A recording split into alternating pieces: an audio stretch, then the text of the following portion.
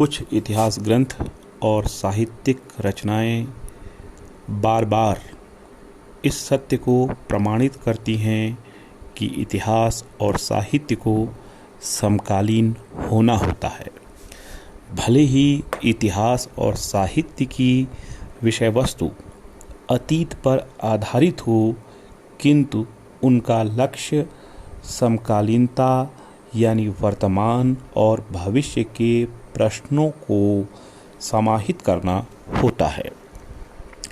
इतिहास और साहित्य रहस्यवादिता और धार्मिकता को छोड़ मनुष्य और समाज के ठोस सवालों, अंधकारों से लड़ते हुए हमें रास्ता दिखलाते हैं। जिन रचनाओं से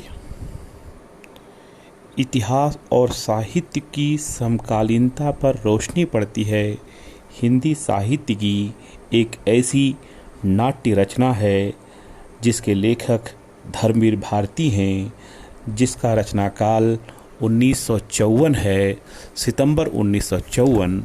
यह दृश्य काव्य है अंधा युग। इस कृति को पढ़ते हुए हम समकालीन बोध और भविष्य दृष्टि से अपने को लैस पाते हैं। आइए हिंदी की इस ऐतिहासिक रचना की भूमिका को हम सुनते हैं। मैंने बताया कि अंधा युग दृश्य काव्य या नाट्य गीत या नाटक का रचनाकाल 1954 है। मैला आंचल का रचनाकाल भी 1954 ही है। सितंबर 1954 में अंधा युग रचा गया। भूमिका में धर्मवीर भारती लिखते हैं, आइए उस पर रोशनी डालें, उसे सुने। अंधा युग कदापि न लिखा जाता यदि उसका लिखना न लिखना मेरे वश की बात रह गई होती। इस कृति का पूरा जटिल वितान जब मेरे अंतर में उभरा तो मैं असमंजस में पड़ गया। थोड़ा डर भी लगा कि इस अभिशप्त भूमि पर एक कदम भी रखा कि फिर बच नहीं लौटूंगा। पर एक नशा होता है अंधकार के गरजते महासागर की चुनौती को स्वीकार करने का, पर्वताकार लहरों से खाली हाथ जूझने का, अनमापी गहराइयों में उतरते जाने का और फिर अपने को सारे खतरों में डालकर आस्था के, प्रकाश के, सत्य के, मर्यादा के कुछ कणों को बटोर कर बचाकर धरातल तक ले आने का।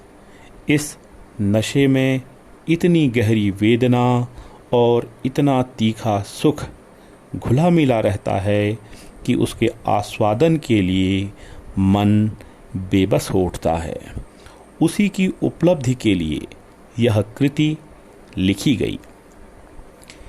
एक स्थल पर आकर मन का डर छूट गया था।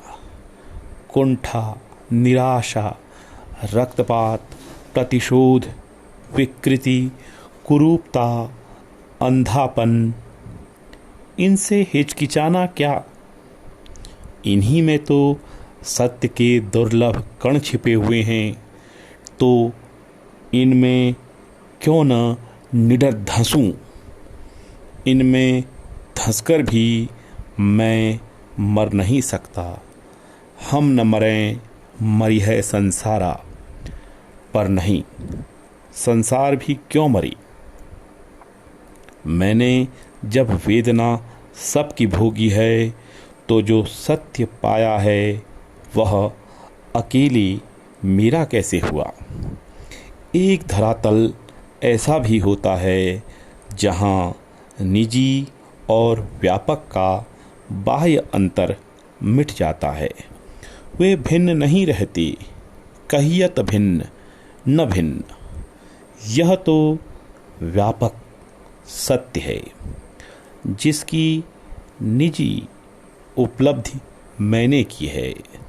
अतः उसकी मर्यादा इसी में है कि वह पुनः व्यापक हो जाए। धर्मवीर भारती, अंधा युग, रचना काल, सितंबर माह, वर्ष 1954।